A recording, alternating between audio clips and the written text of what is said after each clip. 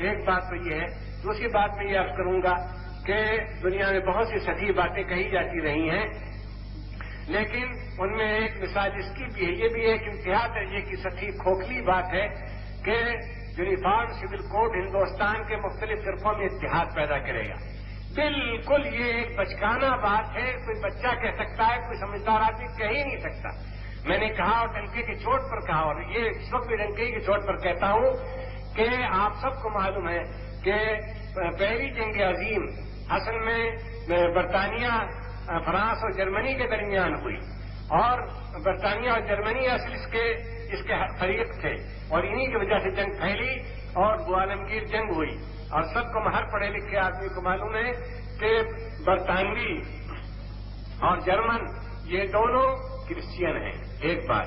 دوسری بات یہ کہ جن کو نہیں معلوم ان کو معلوم ہو جانا چاہیے کہ وہ پروٹیسٹنٹ بھی ہیں.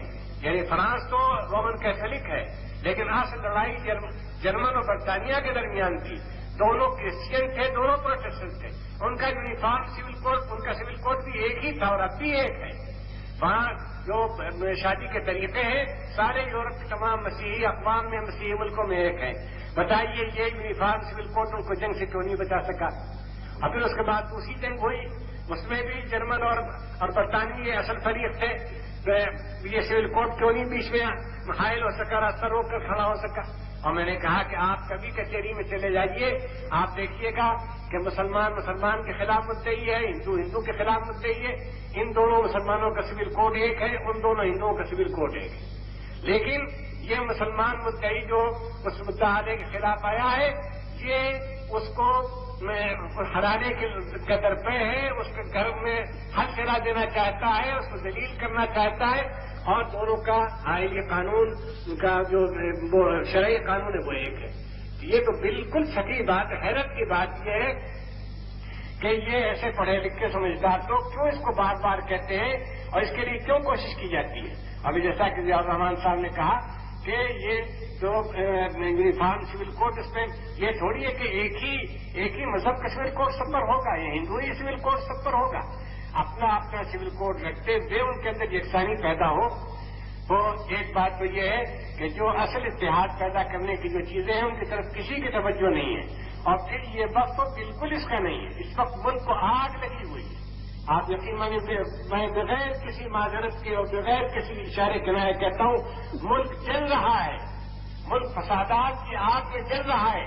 انسان کشی، مردم آزاری اور خونریزی، عصمت ریزی اور لوٹ مار، اس میں ملک بری طرح سے جھلس رہا ہے. ملک اخلاقی ابتری کے آخری نقطے پر ہے. ہماری پوری سوسائٹی کرپٹ ہو چکی ہے. کوئی کام اس وقت شہر کا معمولی کام، گھر کا مکان، آپ کا مکان بنانا چاہے، زمین آپ کی، مٹیریل آپ کا، انجینئر آپ کے، محنت آپ کی، وقت آپ، لیکن آپ کو نقشہ چاہیے. وہ نقشہ پاس نہیں ہوتا. کیوں نہیں پاس ہوتا؟ پیسے چاہیے. منٹھی گرم کرنی چاہیے ان لوگوں کی. اور کوئی شعبہ ایسا نہیں. صاف کہتا ہوں اور خیرخواہی کی وجہ سے کہتا ہوں. میں اس کے کسی ودیشی کی زبان میں نہیں کہہ رہا ہوں، میں خالص محب وطن کی زبان میں کہہ رہا ہوں.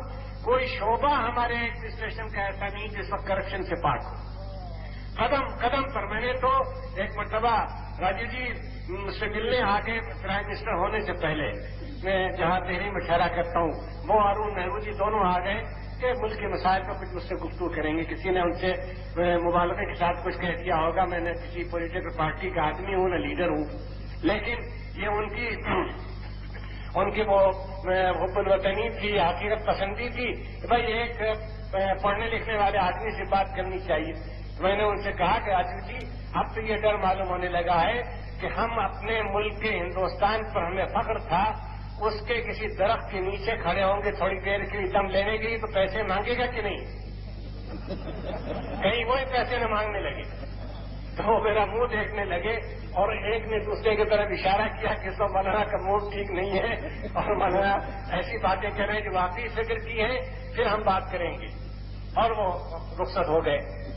تو ملک تو اس وقت اس حالت میں ہے کہ اگر حساب سے کام ہو، دیانتداری سے کام ہو، حقیقت پسندی سے کام ہو، حب الوطنی سے کام ہو، تو ایک سیکنڈ اس کام کے لیے نہیں تھا کہ یونیفارم سول کوڈ کے لیے اتنا بڑا مسئلہ پیدا کر دیا جائے